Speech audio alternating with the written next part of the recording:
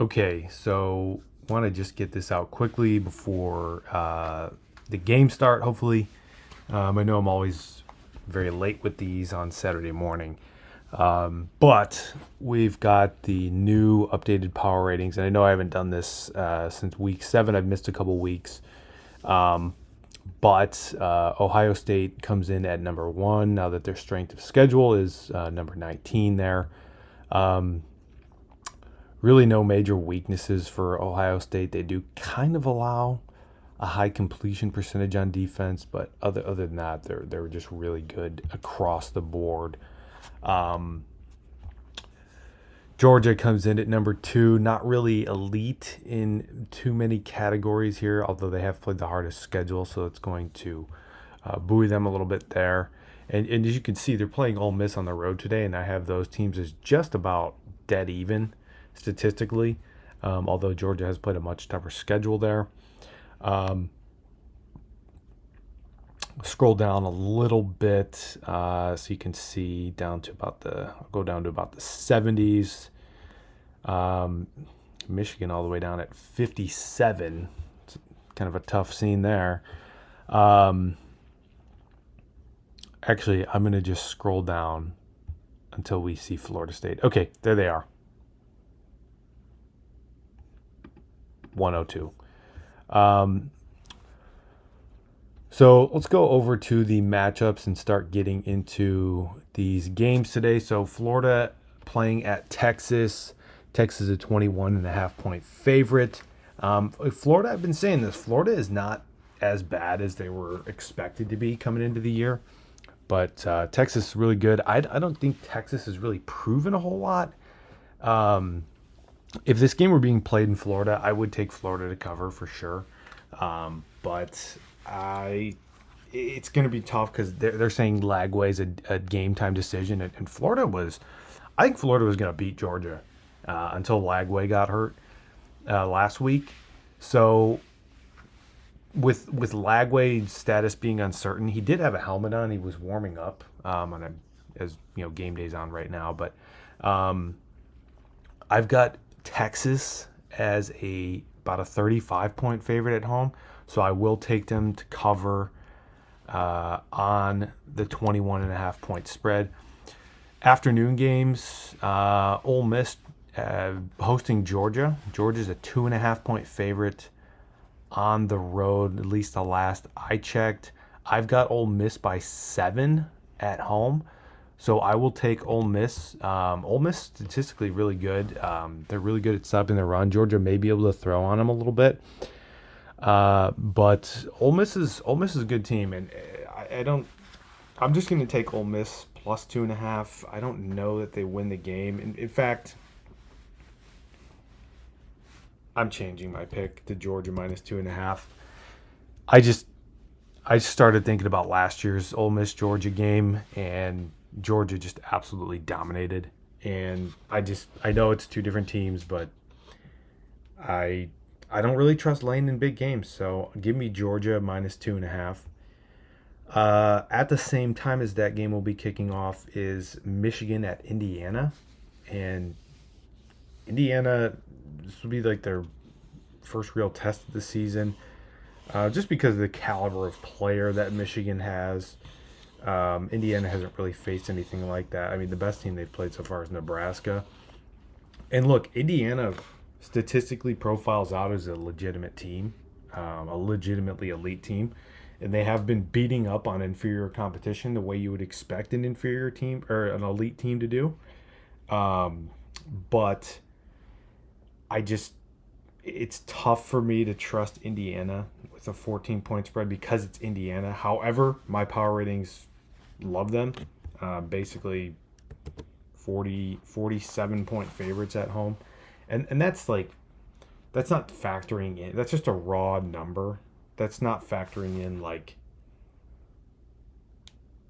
pulling your starters late in the game. That's assuming that you're going full, pedal to the metal for the entire game. Basically, what Indiana could do to Michigan if they wanted to. At least that's what the power ratings say. I am going to take Indiana to cover the 14. I think Michigan's missing Will Johnson again. They've got two good defensive tackles. Their defensive line's pretty good. I think Josiah Stewart is out. I can't confirm that. I know he's kind of been banged up. Um, but yeah, Indiana's pretty good on defense. So really good actually. And they're second in the country against the run. But again, this will be this will be a whole different caliber of opponent, at least in terms of the talent level. So kind of a little hesitant on that 14-point line, but I think Michigan is such a flawed team, in Indiana really they've looked elite, at least statistically, and in their games too. Next game is Bama at LSU. I'm gonna just take Bama. My power ratings have Bama as a 5-point road favorite, and they're laying 3. So I will take Alabama to win this game.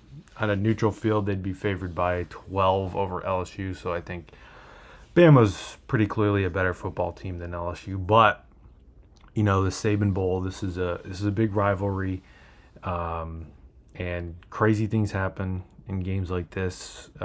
So wouldn't really surprise me if LSU won this game, or at least covered the 3. But I'm not really seeing a lot that I like from LSU in terms of the numbers. They're not good against the pass. Alabama's really efficient throwing the ball. They're not good against the run. And their offense isn't particularly great. Alabama's defense, at least, is pretty good against the pass. So that's an easy pick for me. Alabama -3. Next game is Washington visiting Penn State. Washington's been a lot better than expected this season, but Penn State at home, I've got them as basically a 31.5-point favorite, far surpassing the 13.5-point line.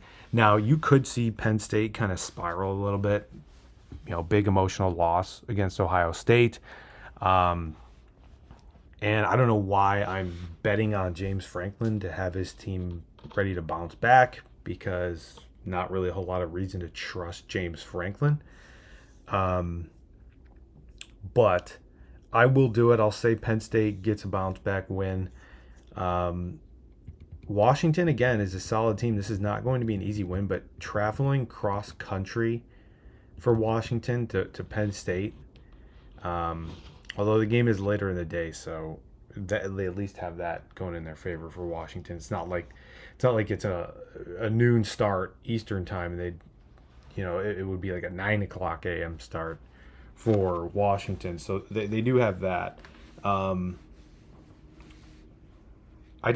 There's not really any area other than pass defense where Washington has an advantage. And really in the pass defense, it's more of a wash. Washington's elite against the pass, and Penn State is elite throwing the ball.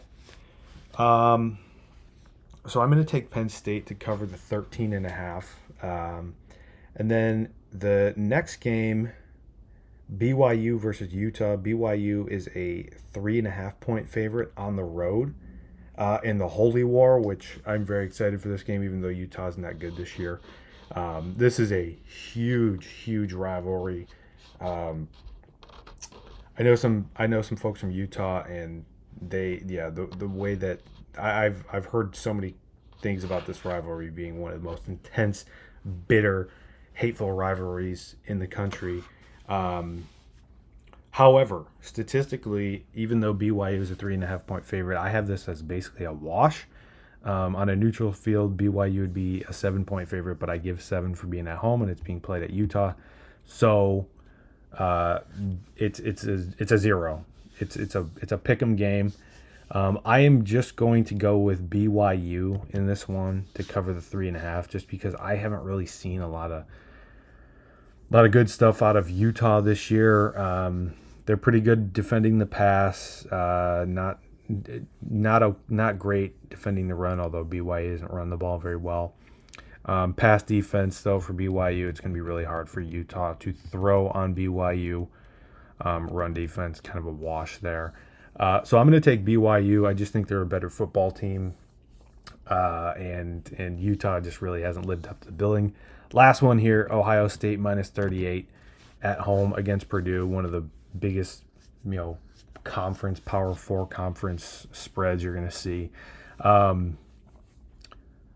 Ohio State, pretty much good to very good at everything. In Purdue, you just look at, 132nd out of 134 against the pass, 124th against the run. Ohio State's going to be able to do whatever they want in this game. They're going to have their starters pulled by the third quarter. I like Ohio State to cover the 38-point spread there. So to recap the picks, we've got I've got Texas covering the 21.5 points at home against Florida. The Lagway injury just kind of scares me. Otherwise, I'd like Florida more. I have Georgia covering 2.5 on the road against Ole Miss. I just think Georgia owns Ole Miss until further notice. I've got Indiana covering 14 at home against Michigan. That one I'm not sure about, but the numbers really like Indiana and say that Michigan is basically a middle of the pack FBS football team. Alabama, I've got Alabama covering the 3 on the road. So I'm taking Georgia and Alabama both to win and cover on the road. But,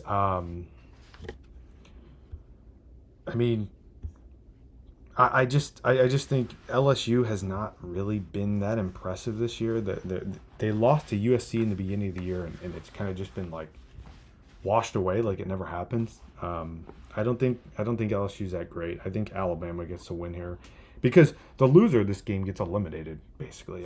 They both have 2 losses. Whoever loses this game is out of the playoff picture.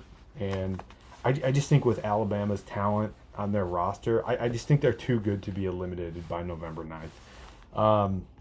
I'm taking Penn State to cover 13.5 at home. Don't really feel great about that one either. That one I could definitely see Washington making that a game. BYU, I'm going to take them to cover the 3.5 on the road at Utah in the Holy War. And I will take Ohio State minus 38 at home. So those are the picks for Week 10. And we'll see how they fare. Again, a couple that I'm not feeling great about, but a lot of times just go with the numbers, although I did fade the numbers at some point.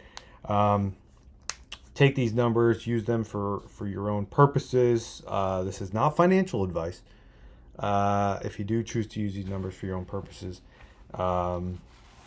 But should be a fun day of games. Should be a pretty good slate, at least starting around 2:30 Central Time.